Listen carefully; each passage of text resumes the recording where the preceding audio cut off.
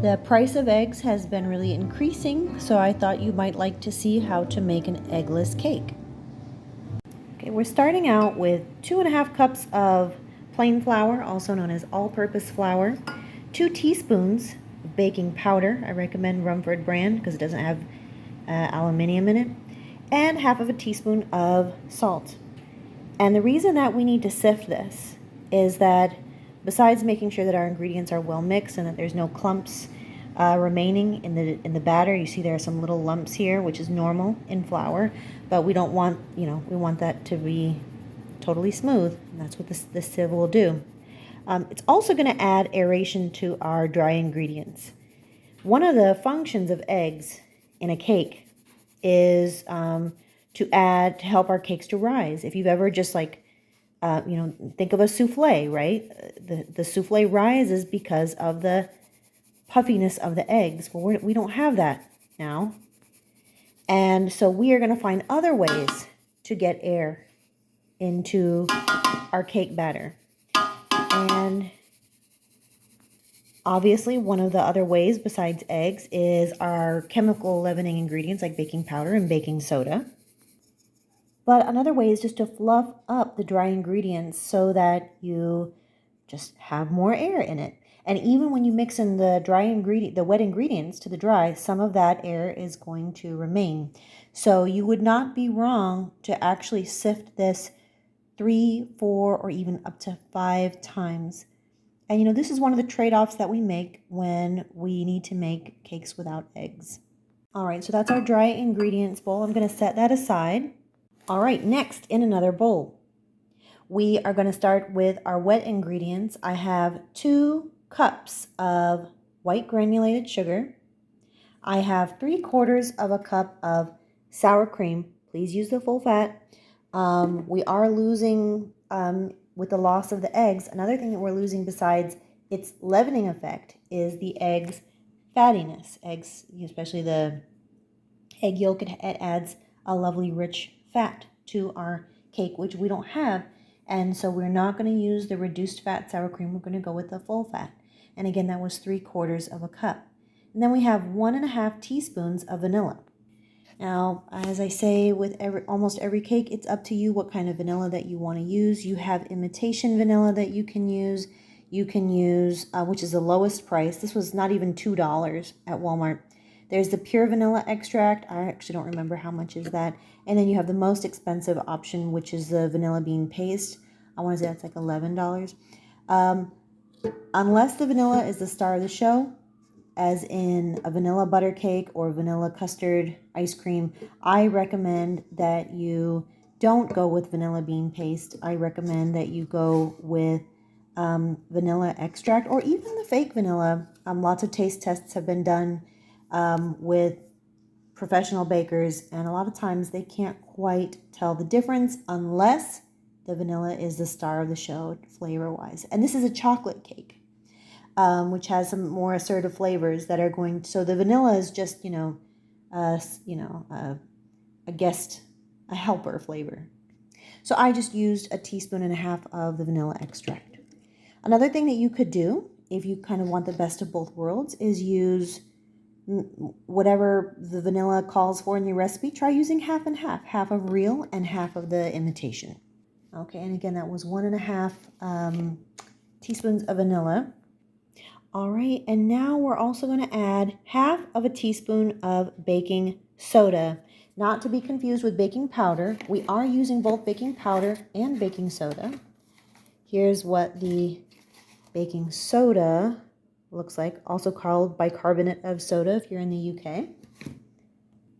Both of these leavening ingredients, baking powder and baking soda, they work to make your cake rise, but they work at different ways and in different times. Baking soda acts instantly and gives an instant rise and puff to your cake, instant spreading, and then the baking powder acts low and slowly over time, over the course of the baking. So we're going to get the best of both worlds here. I'm going to set that aside, this bowl, and we're going to move on to a third bowl. Anytime a recipe doesn't use eggs, you're noticing that it's getting a little bit more complicated. We have to add a little bit more science. Okay, now in a third bowl, And this has to be a microwave safe bowl. We're going to put in a stick of butter. Now, this butter was left out to soften overnight, so it's completely soft. And do save the wrapper of this butter because you're going to use it to grease your cake pan. And you'll probably need a little bit of butter past that, like an additional, I want to say, up to 1 additional tablespoon for greasing your cake pans. So that's 1 stick of butter. That means half of a cup of butter. You're also going to use 3/4 of a cup of some neutral oil. That means canola oil or vegetable oil. I am using one of my favorite oils lately, which is rice bran oil.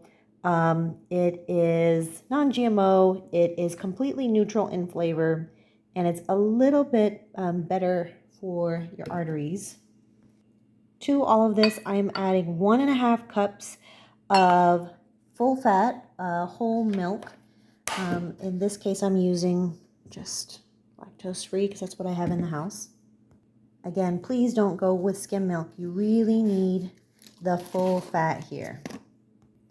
Okay, now I'll leave it up to you to decide with this next ingredient if you want to add 1 or 2 teaspoons of espresso powder. But you really do need this in here because it's going to help neutralize some of the tastes of the leavening ingredients. If you're a coffee lover, you're going to love the additional oomph that espresso powder leaves in chocolate goodies. I add espresso powder to pretty much everything that I bake that has chocolate in it. If you use less, it's just going to act as salt does for meat. It's just going to enhance the flavor. If you use the full 2 teaspoons like I did, you might get a little bit of coffee flavor coming through, just a little bit. I had to order this King Arthur brand espresso powder online.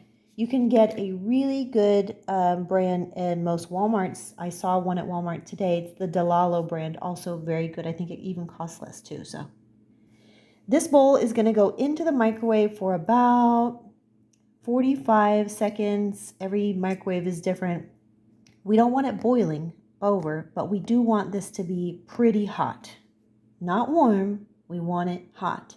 And, you know, this kind of goes against the grain for a lot of people if they're used to making cakes that are based on eggs, because usually we don't want anything hot. We want everything room temperature, right?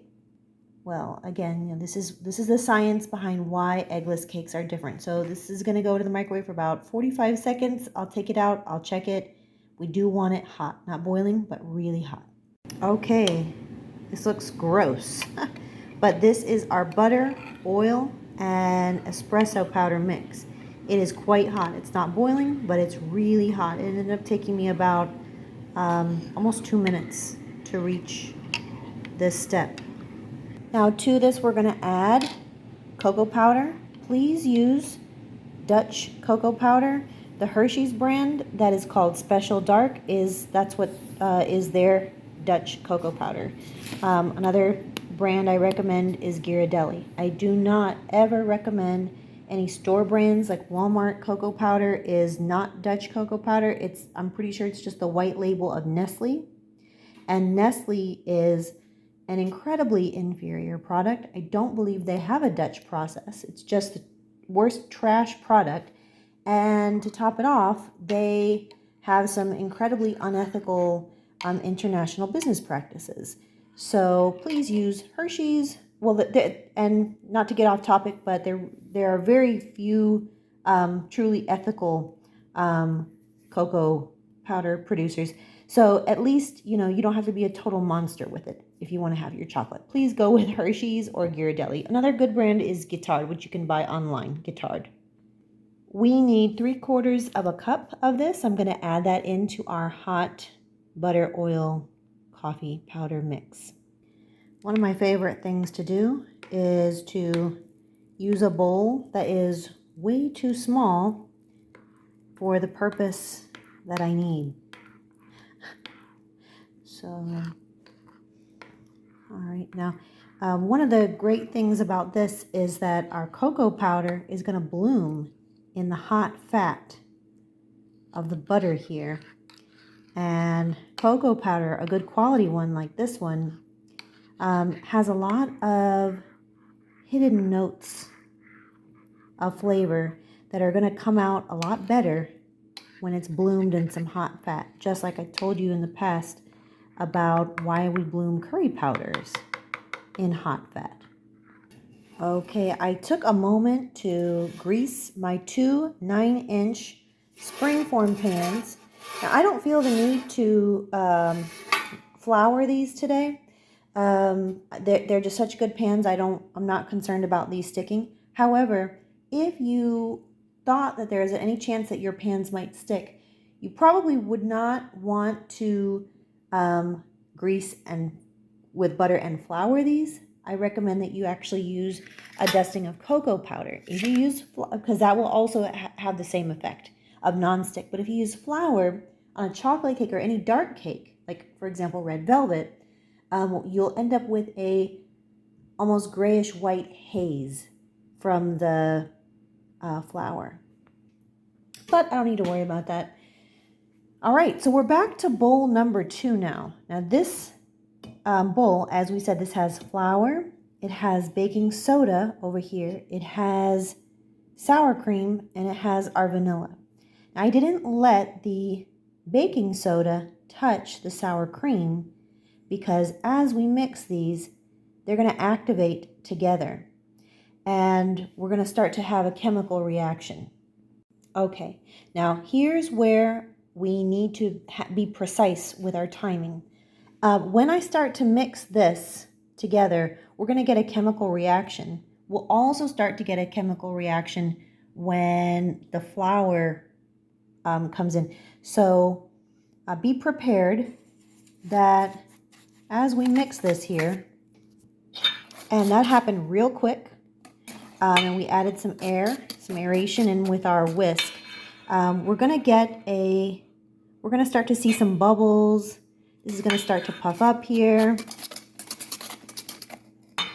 We're now going to add half of our cocoa mixture, and we're mixing that. If in the process your cocoa mixture had cooled down considerably, you could have just popped it back into the microwave for a few seconds until it was hot again. So that was half of our cocoa mixture added. Now going in with half of our flour mix. Now that our flour is in, it is possible to overmix. So we're just going to kind of stir this around just until we don't see any more white streaks of the flour. Going in with the rest of the cocoa mix.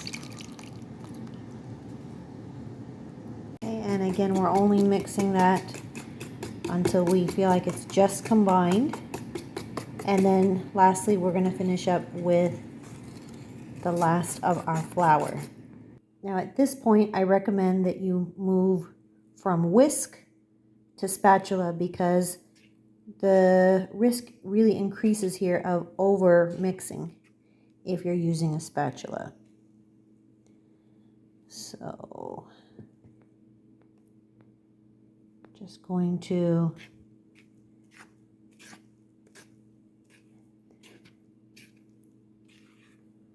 kind of fold a little more. Okay, and use your spatula to scrape the sides and the bottom of the bowl. We just want to make sure that we're not seeing any big streaks of flour anymore. If there are some tiny little bubbles, that is okay of flour, no problem. Like, see that little tiny bit. I wouldn't stress about that. I don't want to see any big streaks. Make sure you're scraping the bottom and the sides. All right. We are now going to divide this mix, and I don't know if you can see this, but it's starting to bubble up, and that's the chemical reaction. So we're going to divide this, kind of eyeball it, divide it half and half between our two 9-inch cake pans, and those are going to go into a preheated oven at 325 degrees. Okay, so those two cakes are going into the oven on the middle rack. You want to make sure that the two cakes pans are not touching each other so that you get the maximum air circulation. And you want, while also keeping them on the same rack, but not touching the sides of the oven either. We just want them to be cooked by the hot air, not by the hot metal. And they're going to go in for about 40 minutes. But I recommend that you check at about the 37-38 minute mark. Now, if you've baked cakes before, you probably bake them at 350. That's the typical cake baking temperature, 350 Fahrenheit. Now, why are we baking these cakes at 325? Again, it's the absence of those eggs. Eggs cook up perfectly. They'll kind of souffle your batter at about the 350-degree mark for most recipes. But in this case, we are relying completely on chemical leavening agents to do the work of rising our cake. And so we're playing around a little bit with temperature and with time, so they have time to do their work. Okay, so here's our 2 layers of cake. I was thinking about what I would do with the frosting. I was going to do a cream cheese frosting, and then I thought I'll just do a chocolate ganache. So it's just heavy cream and some bittersweet chocolate, and then I topped it with English toffee bits, and yeah, that's our eggless cake.